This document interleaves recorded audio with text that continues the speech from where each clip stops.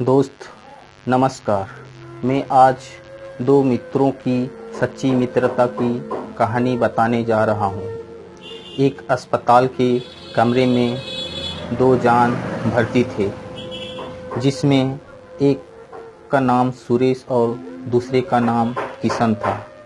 अस्पताल के उस कमरे में जिसमें वो दोनों भर्ती थे, उसमें सिर्फ एक ही खिड़की थी, जो किशन की बिस्तर के पास थी। लेकिन किशन को सिर्फ 2 घंटे के लिए ही बाहर देखने दिया जाता था। सुरेश को कोई गंभीर बीमारी होने के कारण उसको अपने बिस्तर से हटने की अनुमति नहीं थी। फिर कुछ दिनों में किशन और सुरेश की गहरी दोस्ती होती गई।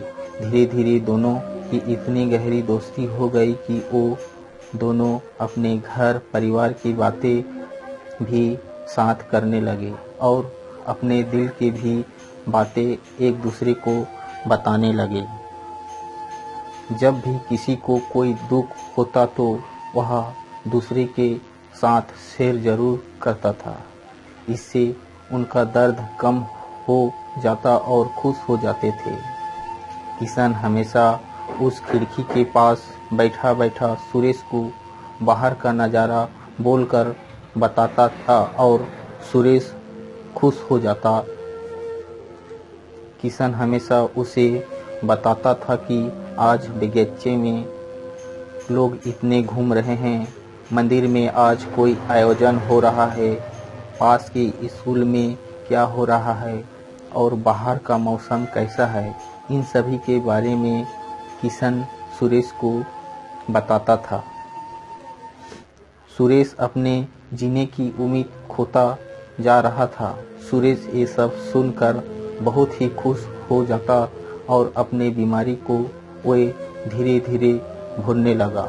जब भी किशन उसे बाहर की नज़ारे के बारे में बताता तो वह हमेशा इतना खुश होता कि उसे लगता ही नहीं था कि वह सब सुन रहा है।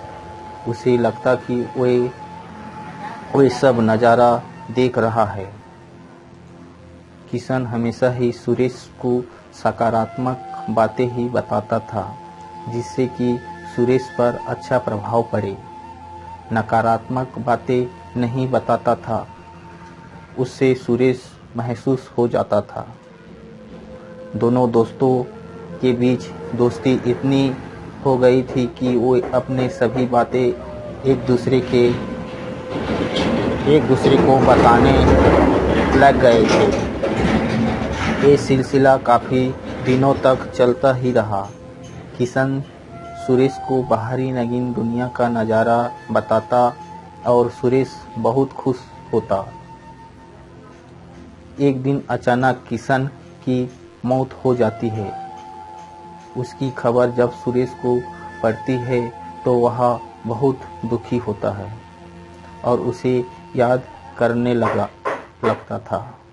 जब नर्स किशन को यहाँ से हटा रही थी तो सुरेश ने उस नर्स से उस खिड़की वाले बिस्तर के लिए अनुरोध करता है। तो नर्स ने कहा कि तुम्हें ये बिस्तर क्यों चाहिए? तो सुरेश ने कहा कि मैं यहाँ से बाहर का नज़ारा देखना चाहता हूँ, जो मुझे किशन बताता था। लेकिन जब सुरेश उस खिड़की से देखता है तो वहाँ कुछ दिखाई ही नहीं देता था, क्योंकि वहाँ पर एक बड़ा सा दीवार खड़ी हुई थी। वहाँ कोई मंदिर का आयोजन, पार्क में खेलते बच्चे और पास में कोई स्कूल था ही नहीं। जो कुछ किशन सुरेश को बताता था वो कुछ वहाँ पर था ही नहीं। किशन वो सब सुरेश को इसलिए बताता था क्योंकि सुरेश वो सब सुनकर अपनी बीमारी को भूल रहा था।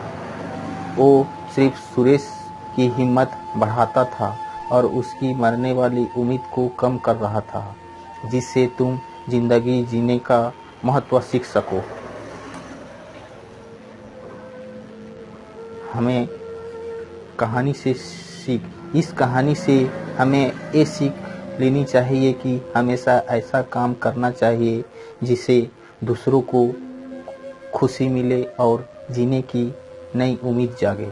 कभी भी ऐसा अवसर नहीं छोड़ना चाहिए जिससे दूसरों को भला हो सके। दोस्तों, ये कहानी आपको कैसे लगा?